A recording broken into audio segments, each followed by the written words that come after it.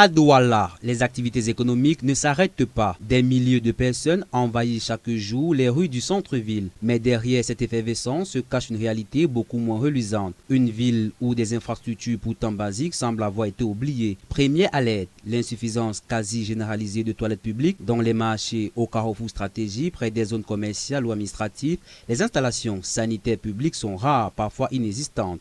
Une situation qui pousse les habitants à des solutions improvisées, souvent au mépris de l'hygiène et de la dignité. On devrait prendre des dispositions pour qu'il y ait des toilettes publiques à plusieurs endroits, surtout les zones où il y a beaucoup d'affluence. Je me rappelle la dernière fois, il a fallu que je couche dans une concession voisinante pour demander pardon, ça ne va pas avec mon ventre.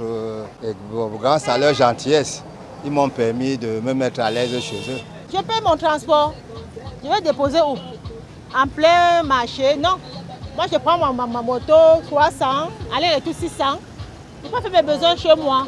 La mairie a promis de faire les toilettes publiques. Ça fait 5 ans, ils n'ont pas encore exécuté. On attend encore la promesse. Autre symptôme d'une urbanisation mal maîtrisée, la rareté de parking public. Au centre-ville, le stationnement est devenu un véritable casse-tête. Les automobilistes tournent pendant de longues minutes, parfois 1 heure, à la recherche d'un espace libre. Faute d'alternatives, certains occupent les trottoirs, bloquent les accotements ou stationnent en pleine chaussée. Nous arrivons par moment dans certains endroits où il n'y a pas de parking. On est par moment obligé de rester dans la voiture parce qu'il n'y a pas de parking.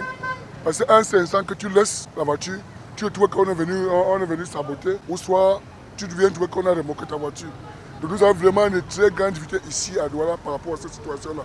Ça tombe ma pique parce qu'il y a à peine 30 minutes, j'ai eu ce souci au niveau du guichet unique. J'ai trouvé un endroit de parking. Il a fallu que je fasse intervenir le gars de la communauté qui s'occupe pour les tickets, pour m'assurer que comme mon pneu a débordé leur démarcation, qu'on ne viendra pas saboter mon véhicule. Parce que souvent, quand on arrive déjà à trouver la place pour se garer, il faut faire des tours et des tours. Et quand bien on trouve un endroit, c'est pas rassurant que vous viendrez déjà retrouver votre véhicule en bon état. Parce que très souvent, vous revenez, il y a les sabots dessus. Comment une ville présentée comme le moteur économique de la sous-région Afrique centrale peut-elle fonctionner sans infrastructure aussi essentielle? Pour les spécialistes de l'urbanisation, la réponse est claire. L'expansion de Douala s'est faite sans planification suffisante. Les réponses tardives des autorités, le fait que nos villes ne sont pas planifiées comme il se doit. Un établissement public, ce qui est exigé, c'est que pour 25 mètres carrés, il faut 2 espaces de parking. Mais ce n'est pas appliqué forcément. Souvent, on a des légèretés. Si on ne fait pas attention à cela, on va se retrouver dans la situation qu'on est en train de vivre aujourd'hui. Les populations grandissent, les équipements poussent, sortent du sol, mais la question des parkings n'est pas résolue.